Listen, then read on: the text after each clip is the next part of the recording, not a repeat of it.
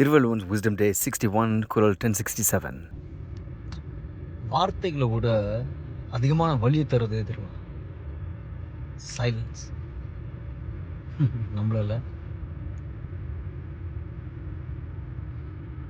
சமீபத்தில் ஒரு விஷயம் நடந்துச்சுங்க. ஹலோ, சொல்லு ராஜு. அப்படியா? எவ்வளோ? அவ்வளோதானே? சரி வா, நான் ஒரு 1 ஹவரில் வாங்கிக்கோ. சொல்லுமணி. அப்படியா? சாயந்தரமா? என்ன டைம்? சரி, நான் வேணா ஒரு 4 மணிக்கு கொண்டாந்து தரேன் வண்டியை. எனக்கு தேவைடா, உனக்கு அவசரமா தேவைன்னா நீ எடுத்துக்க வண்டியை. ஐயோ, அப்படியா? சரி, நான் அந்த உடனே வரேன். எந்த ஹாஸ்பிட்டலு? இந்த மாதிரி என்கிட்ட யார் என்ன ஹெல்ப் கேட்டாலும் நான் இல்லைன்னு சொன்னதே கிடையாதுங்க. எனக்கு அப்படி சொல்லவும் தெரியாது. இவங்க ஒவ்வொருத்தருக்கும் ஃபோன் பண்ணு. ஒருத்தர் ஃபோன் அட்டன் பண்ணி, மச்சான் நான் கொஞ்சம் பிஸியாக இருக்கேன்டா, கூப்பிடுறா 10 மினிட்ஸு, அவ்வளோதான். இன்னொருத்தன் அவனை, மச்சான் நான் தூங்கிட்டு இருக்கேன்டா, டே திரும்ப கூப்பிட்றேன்டா. ஆனால் பார்த்தா இன்ஸ்டாகிராமில் லைவ்ல இருப்பாரான்.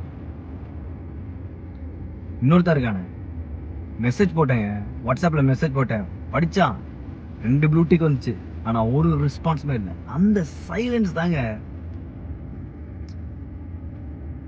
அந்த ஒரு சைலன்ஸ் தான் கெஞ்சினுங்க. காசு பணத்துக்கு கூட கெஞ்சல.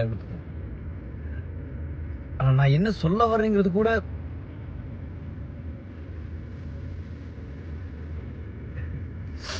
அப்போதாங்க என் ஃப்ரெண்டு சொன்ன ஒரு திருக்குறள் என் மைண்ட் ஞாபகம்.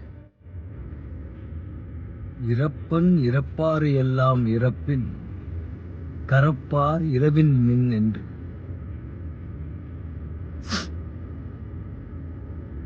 எனக்கு அப்போ இந்த அர்த்தம் புரியலைங்க.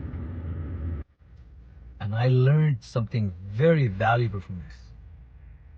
Never beg.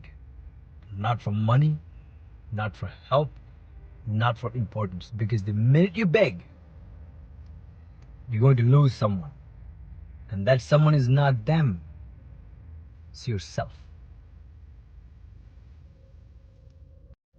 If one must beg to survive, then I am begging you not to beg from those who hide their wealth from the less fortunate ones.